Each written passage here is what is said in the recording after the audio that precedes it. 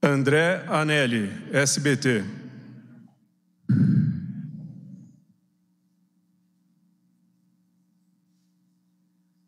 Bom dia, ministro. O senhor citou ali no discurso o Auxílio Brasil e que acaba tendo relação também com o Brasil Fraterno. Eu gostaria de saber o seguinte: está tramitando ali no Congresso Nacional, já passou em 2 turnos na Câmara, agora vai para o Senado. Qual que seria o prazo mínimo que o governo federal teria para começar a fazer o pagamento do Auxílio Brasil com a aprovação da PEC dos precatórios? E se esse pagamento não for feito em dezembro, a partir de janeiro, vai ter o pagamento retroativo? Obrigado. Obrigado pela pergunta. Nós estamos confiantes que o Senado Federal vai dar toda a atenção ao tema. Eu tenho conversado muito com o presidente do Congresso Nacional, o senador Rodrigo Pacheco, que inclusive me fez várias perguntas sobre procedimentos, de como irá funcionar esse benefício compensatório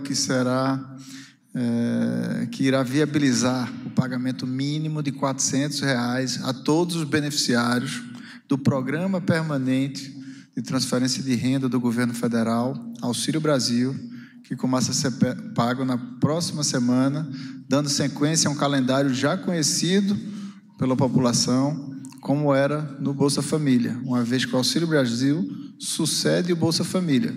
Ele integra novos vetores de políticas públicas, ele fortalece, né, essa ação e ele amplia o número de beneficiários. Conversei também com o relator Fernando Bezerra e com vários outros senadores. Então, assim como a Câmara dos Deputados, eu espero que o Senado Federal dê total atenção ao tema. Temos no âmago do Ministério da Cidadania, né, conversado com muitos dos nossos servidores, dos nossos parceiros e colaboradores, né, que atuam para fazer o processamento de uma folha complexa como essa. Imagine o que é rodar um processamento para mais de 17 milhões de pessoas e com tickets diferentes, pois diferente do auxílio emergencial, do programa permanente, existem condicionantes que, portanto, geram valores diferenciados para os beneficiários.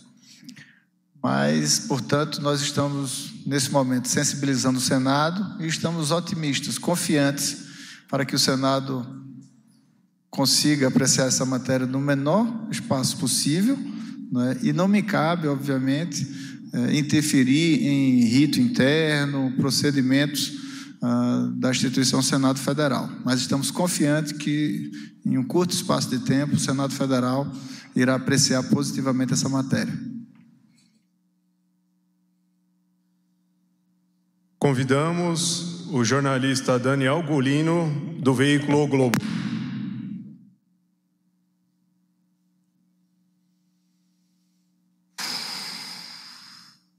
Bom dia, ministro.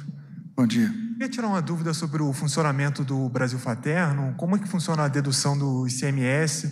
Se isso foi negociado com os estados por ser um imposto estadual? Como é que vai ser isso? Excelente pergunta, muito obrigado. O que é que ocorre nesse item do Brasil Fraterno, comida no prato? O Brasil Fraterno é uma iniciativa, né? Ele começou, né, logo que eu cheguei no Ministério, no final de fevereiro desse ano. Estávamos vivendo justamente um momento, um epicentro realmente de consequências sociais da pandemia. Vocês lembram que em dezembro foi o último pagamento do auxílio no ano 2020 e só voltou a ser pago o auxílio emergencial em abril desse ano. Então, portanto, o mês de março foi um mês de muita gravidade, especialmente no quesito da segurança alimentar e nutricional.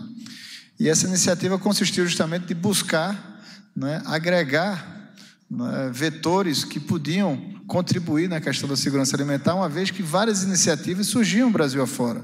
Iniciativa de indivíduos, de cidadãos que iam lá, iniciativas de instituições religiosas, né, iniciativas associativas, de clubes e por aí vai, e também no âmago empresarial. Então, nisso eu visitei à época a CNA, a CNC, a CNI, foi isso que eu comentei no meu discurso, que eu falava com o presidente, eu fiz, olha, acho que não é o momento de queda de braço, nós precisamos sim, né, buscar parceria com o Sistema S, pois tem uma grande capilaridade, né, tem uma estrutura muito descentralizada e pode sim ser um vetor que pode confluir, né, para a superação dessa agenda, como de outras empresas. Me lembro de um dia que eu recebi o telefonema do ministro Bento, ministro de Minas e Energia. Ele estava com o vice-presidente da Vale, e a Vale estava com iniciativa de doação de quase 1 milhão de cestas de alimento.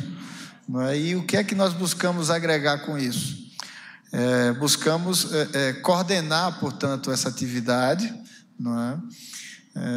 para que evitasse a redundância de ação e que as pessoas que realmente precisam desses alimentos deixassem de receber, uma vez que o Ministério da Cidadania, ele detém essas informações através do Cadastro Único, através do SUAS, que é o Sistema Único de Assistência Social. Então, portanto, para o Ministério da Cidadania, esse cadastro está não só mais atualizado, como nós temos essa visão sistêmica de toda a população que está na faixa da pobreza e extrema pobreza. E com isso nós queríamos interligar essas iniciativas, somando os esforços, e assim foi feito, em muitas localidades, onde em algumas distribuições, por exemplo, continha lá a cesta básica adquirida pelo Ministério da Cidadania, uma parte doada pela Federação do Comércio, outra doada pela uma iniciativa que desmembrou disso, chamada Agrofraterno, e por aí vai.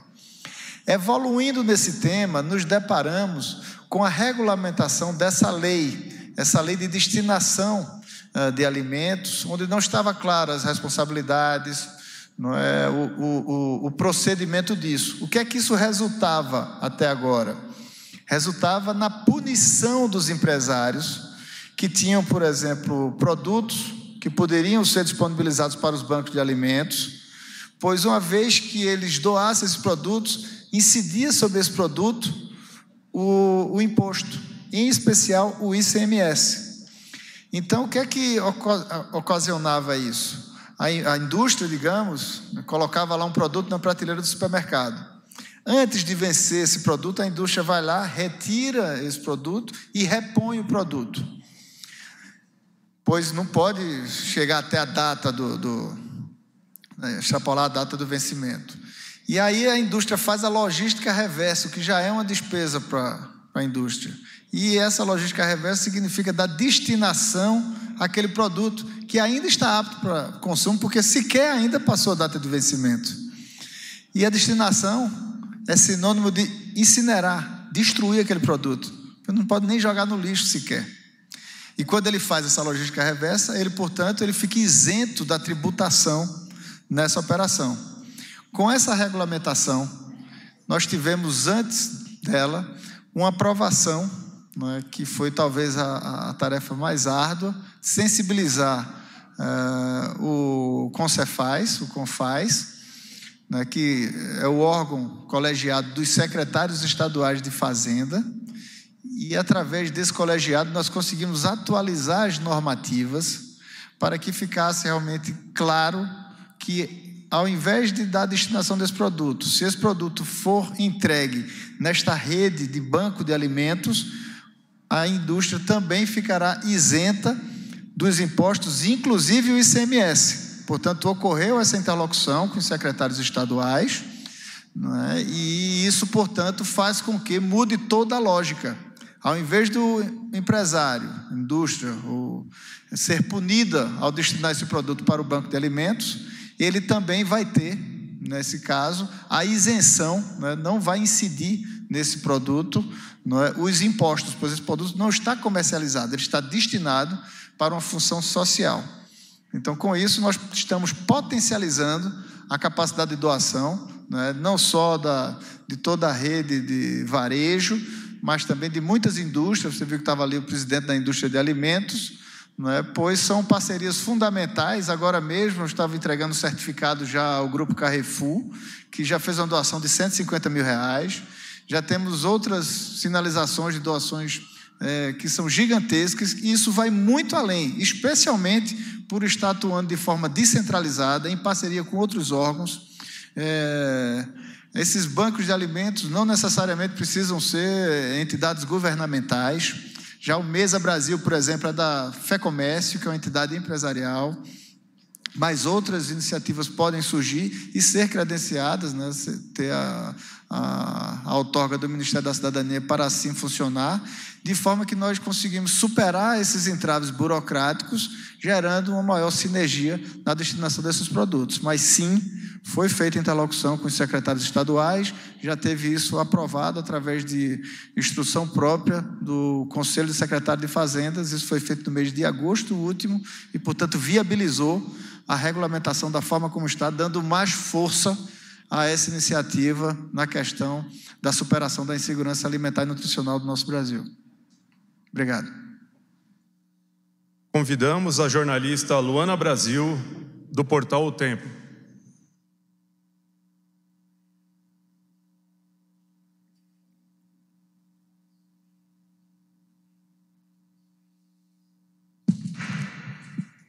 Bom dia, ministro. A minha dúvida é quanto à fiscalização desses alimentos, se essa fiscalização vai ser feita no banco de alimentos em relação à qualidade, né? Assim, ou se essa qualidade dos produtos que vão ser doados vai ficar a cargo dos doadores. Então, como é que está sendo estabelecida essa fiscalização? Obrigada. Obrigado a você. A fiscalização se dá, né, através da legislação própria, tanto através de órgãos como órgãos de vigilância sanitária, né, através da Anvisa e seus correlatos nos estados e municípios, como também através de órgãos de proteção de direitos do consumidor, né, os PROCONs. Isso se dá, no caso dos PROCONs, muito especificamente, de forma mais saliente, na questão das datas de validade, né, mas também na forma de condicionar e tudo isso, e assim também na Anvisa. Essa fiscalização, ela permeia, né, todo o setor produtivo, até ali o supermercado e até chegando na ponta, ou seja, literalmente, né, prestes a ver o consumo desse alimento. No caso até de restaurantes, essa fiscalização vai até o preparo e a apresentação do alimento às pessoas. Então, essa seara, ela perpassa todas as áreas. E o que nós estamos, né, tratando aqui é justamente da destinação de produtos já descritos em normativa própria. Vou exemplificar. Vamos supor um pacote de bolachas, certo? E então vamos supor que esse pacote de bolacha fosse vencer no dia 30 de novembro. Então, antes dessa data de vencimento, não é? Aquele que iria substituir o alimento, ele já pode fazer a substituição, uma vez que ele não foi consumido até agora. Então, ele vai antes, uma vez que o produto não poderá ficar sequer exposto em prateleira após passar a sua data de vencimento. Ele, no site, de forma muito simplificada, ele se cadastra como doador, tem as entidades beneficiárias, então já faz um link imediato, não é? E ele separa, portanto, aquele alimento, que será, portanto, destinada ao banco de alimentos, a entidade que vai receber isso. Então, são produtos, né, que já passaram por toda a fiscalização até estar lá, e até o final, até, por exemplo, o banco de alimentos, ele também está suscetível a toda essa gama de fiscalização, né? Não estamos tratando aqui de alimentos, né, que passem a data de vencimento, não estamos tratando de alimentos aqui que são sobras de restaurante. Não é disso que nós estamos tratando. Nós estamos tratando de produtos que estão apresentados em prateleiras, né, e que, desta forma, ele poderá se credenciar e, portanto, né, melhorar essa interface, resultando numa maior oferta de alimentos para a população, né, em situação de pobreza, extrema pobreza, justamente vinculada a essas entidades que já atuam, né, bravamente, né, na superação da insegurança alimentar e nutricional no Brasil. Convidamos a jornalista Paola Cuenca, da Jovem Pan.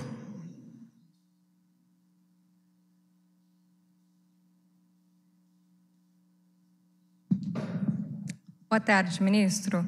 Eu queria saber alguns números que vocês projetam, porque existe esse dado sobre as pessoas que estão passando fome, mas com o que você já tem conversado com as empresas que estão dispostas a participar desse programa, quantas pessoas vocês acreditam que podem ser beneficiadas recebendo esses alimentos de forma gratuita? Obrigado pela pergunta. O programa não será um episódio em si, mas sim o início, né, de uma forte caminhada no quesito de superação de uma pauta no Brasil. Cabe lembrar que o ministério que hoje eu dirijo já foi chamado de Ministério de Combate à Fome. Cabe lembrar que no início, né, do governo Lula, a pauta social do governo do PT não era o Bolsa Família. A pauta era justamente o Fome Zero. E eles não conseguiram avançar nessa questão, né, talvez especificamente por não terem buscado essa sinergia com o setor produtivo brasileiro. Então, o que nós temos de dados, né, através de dados como a ONU, por exemplo, ele apresenta um mapa da fome com 19 milhões de brasileiros. Nós temos vinculados, através dos nossos cadastros, que serão beneficiados agora com o Auxílio Brasil, cerca de 17 milhões de famílias. O que consiste isso? Consiste na potencialização de iniciativas que muitas delas até já existem, porque durante todo esse período, toda hora você observa que existem iniciativas do setor produtivo, como é o Agrofraterno, né, chegando ao número de quase 1 milhão de cestas de alimentos doadas pelos produtores de alimentos do agronegócio, né, da indústria do agro, né, iniciativas como muitos da indústria de alimentos que assim o fizeram, como eu comentei aqui no caso da Vale do Rio Doce, que deu muitas cestas, né, enfim, né, todas as iniciativas que ocorrem Brasil afora. Dentro do cadastro desse portal que nós estamos lançando hoje, até o doador individual pode ir lá se cadastrar. Né, muitas vezes você vai no supermercado e quer, por exemplo, fazer uma doação de um alimento. Isso vai facilitar a sua doação. Não precisa você, né, aprofundar numa logística complexa. Então, o que a gente quer é dar fluidez a isso. Portanto, esse item, ela vai destinar aquele produto, né, para um dos 200 bancos de alimentos que tem no Brasil. Esse banco de alimentos que vai receber aquele pacote de bolacha, ele também está suscetível à fiscalização, que não é apenas do governo federal, é também dos governos estaduais, dos governos municipais, dos órgãos, né, muitos deles colegiados, que atuam nessa matéria. Então, mesmo lá o banco de alimentos, ou mesmo até a associação que está, por exemplo, fazendo o preparo daquele alimento para consumo, eles estão suscetíveis à fiscalização dos diversos órgãos, né, tanto no caso da vigilância sanitária, quanto de defesa do consumidor. Né? Mas estamos tratando o quê? De poder estar ofertando esses produtos que seriam simplesmente destruídos, e eles, obviamente, ainda estão, antes da data de validade, disponível a essa população. Eles podem ser utilizados, por exemplo, para produzir uma sopa, por exemplo. Chega lá, tem, né, vários produtos, e ele prepara a sopa e já fornece alimento para aquela população que está lá todo dia, né, demandando. Então, uma coisa, o que é que precisa ficar claro aqui? Uma coisa é quando existe a escassez de alimentos. Então, você pode admitir até que, olha, tem uma pessoa passando fome ali porque não há alimentos nesse local. Um país que estiver passando por uma dificuldade tal, então não há alimentos. Já vi muito em algumas regiões do Nordeste, que a pessoa está no lugar ermo, simplesmente não há nada. Muitas vezes sequer, certo, água potável existe em alguns ambientes. Mas o que nós temos aqui no Brasil? É um Brasil que tem uma abundância de alimentos. E o que estamos buscando fazer? Melhorar essas engrenagens para que possa dar maior fluidez entre quem detém esse produto e não vai mais comercializar aquele produto, pelas nossas normativas, e esse produto possa, assim, ter como destino, certo, uma função social. Pessoas que estão passando fome e que também não vão lá na prateleira adquirir esses produtos. Então, essa é uma conexão que traz para esse desafio, dessa superação de pauta da insegurança alimentar e nutricional, né, todo o setor produtivo. Como? A empresa vai receber? Não, ela se credita. Aí é um tema mais técnico, mas como funciona exatamente? Quando esse produto, ele dá baixa da nota fiscal, e manda para a logística reversa, aquele produto, portanto, ele vai ficar isento, ou seja, não vai cair sobre aquele produto os impostos, o ICMS. Então, a empresa se credita desse ICMS. Se, ao invés disso, ela pegar esse produto, em vez de destruir esse produto, em vez de incinerar, se ela mandar para um banco de alimentos, da mesma forma será considerado, não é, a não incidência do imposto naquele produto. Então, da mesma maneira, essa empresa, após a entidade que vai receber o benefício, clicar lá e receber, portanto, esses produtos, a empresa estará creditada com essa isenção de impostos. Ok? Vamos à última pergunta. Convidamos a jornalista Giovana Teles, da TV Globo.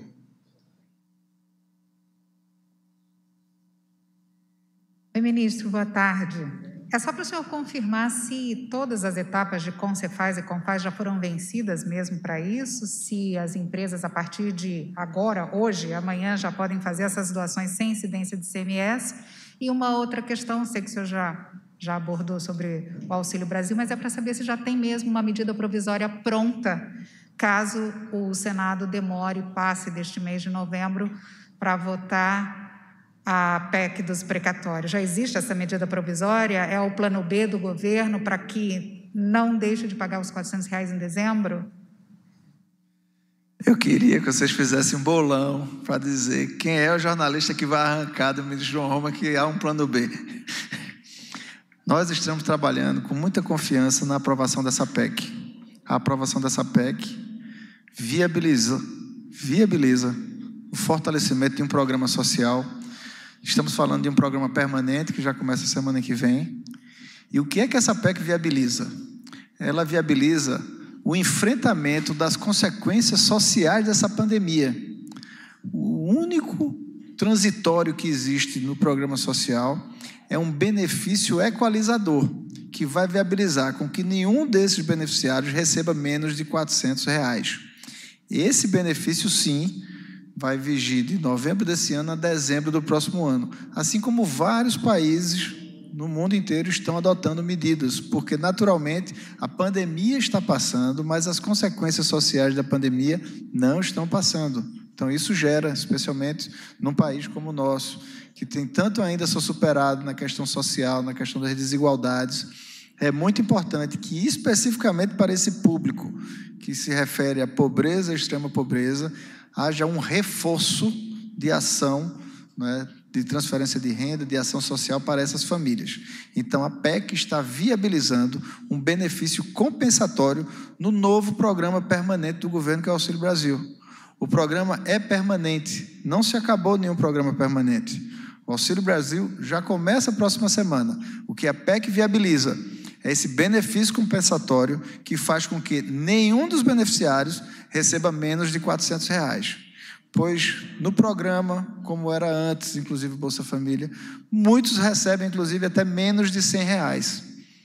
Então, isso é o que a PEC está viabilizando.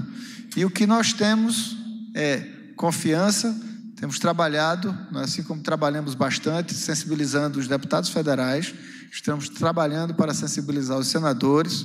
Tenho conversado muito, especialmente com o presidente do Congresso Nacional, o senador Rodrigo Pacheco. Hoje mesmo ele me atendeu, estava em Portugal, tratando de uma agenda, e o Senado, eu verifico que está empenhado na aprovação, com toda a prioridade que o tema requer.